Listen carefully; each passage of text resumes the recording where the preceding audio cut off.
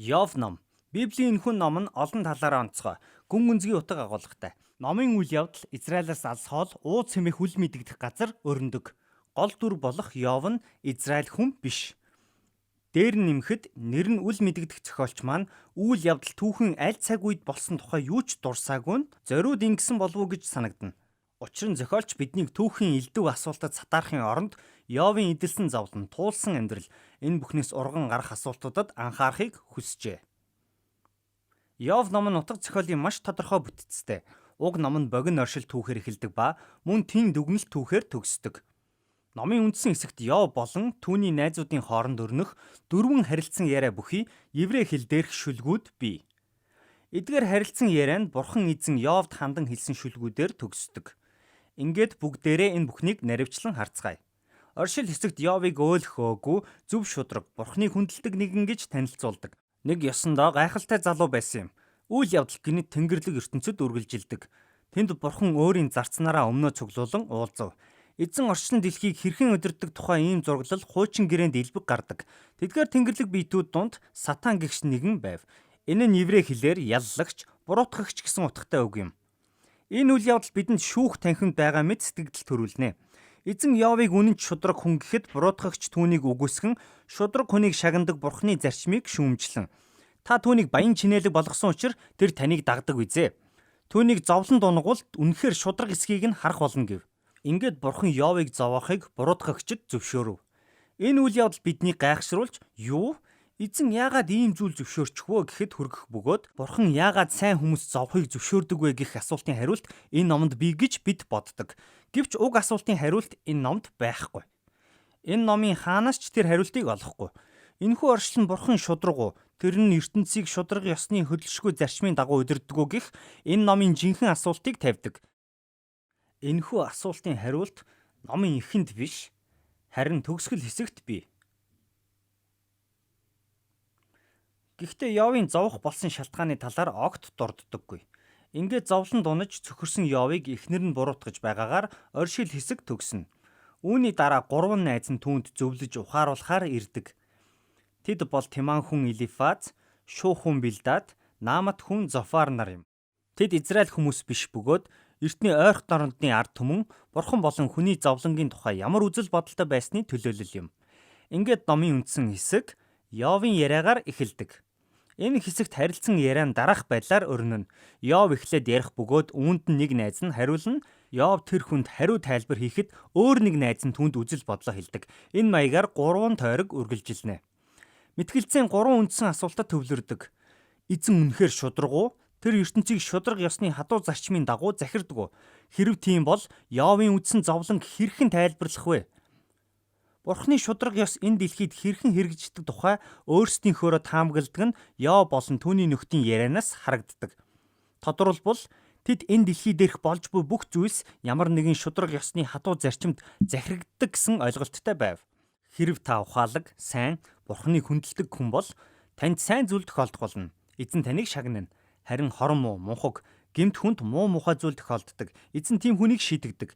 Йовын мэтгэлзээний гол сэдэв бол юун түрүүнд тэр гим зэмгүй. Тийм ч учраас түүнд учирсан зовлон нь Бурханаас ирсэн шийтгэл байх боломжгүй. Номын оршил дурдсанчлан түүний хэлж буй нь үнэн. Йов бол өөлхөөгүй зөв шудраг гэж эзэн өөрөө хэлсэн. Эцэст нь Йов эзэн энэ ертөнцийг шудраг ёсоор захирддаг уу? Эсвэл тэр өөрөө шудраг эзэн биш гэсэн хоёр дүгнэлтэнд хүрдэг. Харин найзууд нь үүнтэй санал нийлдэггүй. Тэдний бодлоор Бурхан эзэн бол шудраг. Тэр бүх ертөнцийг шудраг ёсны дагуу захирдаг. Тэд эзнийг биш харин Йовыг буруутгаж Йов маш муу зүйл хийсэн учраас эзэн түүнийг ийм хатуу шийдгсэн гэж дүгнэв. Тэр бүхэл ингэж шийтгүүлбэл зохих ямар гэм үйлдсэн байж болохыг зохиож ярьцгаав. Харин Йов тэр бүхнийг эсэргүүцсээр эцэст нь найзууддаа ч итгэхээ болов. Ингээд Йов эзэн рүү шууд хандаж эхлэв. Эдгээр шүлгүүд Йовын сэтгэл санаа ямар тогтворгүй байгааг харуулдаг. Тэрээр Бурханыг шудраг гэж боддог байсан тул өөрийн үзэж байгаа зовлонг юу гэж тайлбарлахаа мэдэхгүй байв. Тэр эзнийг дээрлэх үү, хүчирхийлэгч гэж уурандаа буруутгадаг. Эзэн дэлхий дээрх бүх шудраг бус зүйлийн ард байдаг гэж гүтгэж ч үзв. Гэвч тэр ийм хэлснийхээ дараа айдас давтав. Учир нь тэр зүрхнийхээ гүнд эзэн бол үнэхээр шудраг гэдэгт итгэхийг хүсэж байсан юм. Йовын толгойд янз бүрийн бодол орж гарсан байх. Эцэст нь тэрээр гимгүү гэдгээ сүүлийн удаа өчөөд эзэн бурхан өөрөө ирж энэ бүхнийг өөрт нь тайлбарлаж өгөхийг шаардав. Яг энэ мөчид бууз хүн Элиху гэдэг залуу гинэт гарч ирдэг. Тэрээр Израиль хүн биш боловч еврей нэртэй. Йов болон түүний нөхөдтэй адил ойлголттой хүн байв. Эзэн бол шударга бөгөөд бүх ертөнцийг үргэлж шударга ёсоор захирдаг гэж тэр маргав. Гэхдээ Элиху сайн хүмүүс яагаад зовлон идэлдэг тухай маш сонирхолтой таамаг дэвшүүлнэ. Магадгүй тэд үйлдсэн гмийнхээ төлөө шийтгүүлээгүй байх. Харин эзэн тэднийг ирээдүйн нүглээсэн сэргийлэхийн тулд эсвэл тэдэнд чухал зүйл сурган зан чанарыг нь төлөвшүүлэх гэж зовлон туулахыг нь зөвшөөрдөг. Элиху Йовын зовох болсон шалтгааныг мэднэ гэж хэлээгүү. Гэхдээ эзнийг шударга бус хэмээн гүтгэж байгааг нь буруутгав. Йов Элихуд хариу хэлэлгүйгээр энэ яриа төгсдөг. Эртний гүн ухаан шавхагдж дууссан ч асуултын хариулт олдсонгүй. Гэтэл бурхан гинэт хуу салхи дундаас гарч ирэн Йовд өөрөө хариулдаг. Бурхан эзэн эхлээд өөрийг нь шударга бос бас энэ ертөнцийг шударгаар захирч чаддаггүй гэсэн Йовын буруутгалд хариулдаг. Эзэн Йовыг орчлон хорвоогоор дагуулan аялж бүх ертөнцийн үүсэл хөгжил эмх цэгцийн тухай түүнээс асуув. Эзэн энэ дэлхийг зохион бүтээж оддын ордыг байрлуулж байхад Йов гэж хүн байсан уу? Йов наранд мандахыг тушааж цаг агаарыг удирдах үзсэн үү? Йовын оюун ухаанд ч багтамгүй хорвоо ертөнцийн энэ бүх зүйлийг бурхан нэг бүрчлэн захирч байдаг. Эзэн цааш нь бүр лавшруулан янгир ямааны идээшлэх зам, халиу бугын төлөлөх явц, зэрлэг илжиг, эсвэл арслангийн хооллох зуршлын тухай ярьдаг. Энэ бүхний гол санаа нь юу байв? Йов болон түүний найзууд бурхан энэ ертөнцийг хэрхэн шударгаар удирддаг талаар өөрсдийнхөөрөө таамаглан мэтгэлзэж байсан шүү дээ. Энэ таамаглалын ард өөр нэгэн ойлголт бий. Бурхан энэ ертөнцийг хэрхэн захирах учиртайг таамаглах төвшөнд амьдралыг ойлгодог гэж тэд өөрсдийгөө боджээ. Харин эзэн бурхан орчлон хорвоогоор аялуулж харуулснаар тэдгээр таамаг нь нуруу унав. Орчлон ертөнц бол ойлгохын аргагүй уудан бөгөөд нарийн уялдаатай. Эзэн тэр бүхний эд ширхэг бүрийг захирч байдаг. Гэтэл Йовын хувьд ахархан амьдралдаа үзсэн зүйл нь түүний бүх мэдлэг туршлага юм. Орчлон ертөнцийн тухай хязгаарлагдмал ойлголттой тулгуурлан бурхныг шударга бус гэхээсээ өмнө Йов хязгааргүй уудан мөнцгөөс харж сурах хэрэгтэй. Тиймээс Йовын байр суурийг харуул эзнийг ингэж айхтар буруутгах эрхгүй юм. Энэхүү аяллаа дараа бурхан Йовоос нэг өдөр энэ дэлхийг өөрсдийн бодож байгаа шударга ёсны хатуу зарчмаар наривчлан захирч хүн бүрийн муу үйлдэл цаг хором алдалгүй яг тохирох шийтгэлийг нь өгч чадах уу гэж асуудаг. Бидний амьдрал буй энэ ертөнцид шударга ёсыг сахиулах нь туйлын ярвигтай. Бүх зүйл Йов болон түүний нөхдийн боддог шиг хар цагаан байдаггүй. Ингээд эцэст нь эзэн хоёр гайхамшигтай амьтныг дүрслэн өгүүлдэг. Нэг нь Бехемот, нөгөө нь Левиатан. Зарим хүмүүс үүнийг усны өхөр Матар хоёрын тухай дүрслэл гэж боддог. Гэвч тэд бол Библиэлд Бурхны сайхан дэлхийд байдаг эмх цэгцгүй аюултай зүйлсийн дүрслэл болгон бичсэн эртний ойрхон дорнодын домгийн амьтад байх магадлалтай. Тэд хормоо амьтад биш, харин ч Бурхан тэднэр бахархдаг. Гэвч тэд аюултай. Эзний бүтээсэн энэ дэлхий гайхамшигтай бөгөөд сайхан, гэвч төгс аюулгүй газар биш аж.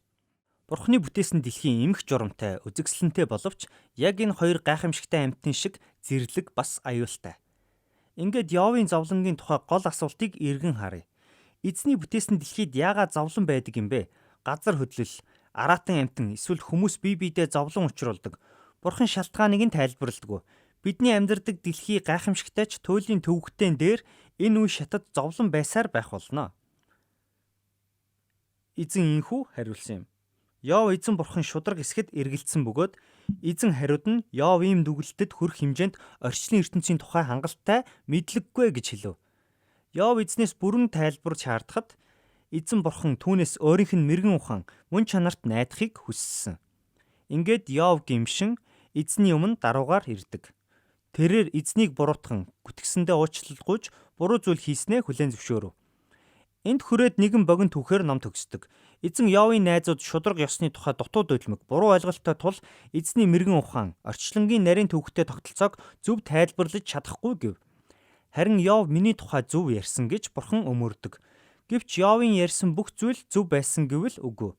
Йов олон удаа яарч буруу дүгнэлтэд хүрч байсан шүү дээ. Гэвч Йов зовлон зүдгүүр дундаа сэтгэлийн шаналл, зовоороо эзнээс нуулгүй ил гарган зүгээр л өөртөө ярихыг хүсэж байсан нь эзэн таалагдсан юм. Аливаа зовлонг ийм хандлагатай залбирэн туулах нь эзний хувьд зөв ажээ. Номын төгсгөлд Йов дахин эрүүл энх болж гэр бүлтэй, эд баялагтай болдог. Гэвч энэ нь сайн байсныхын төлөө шагнал биш, харин эзний өгөөмөр бэлэг байсан юм.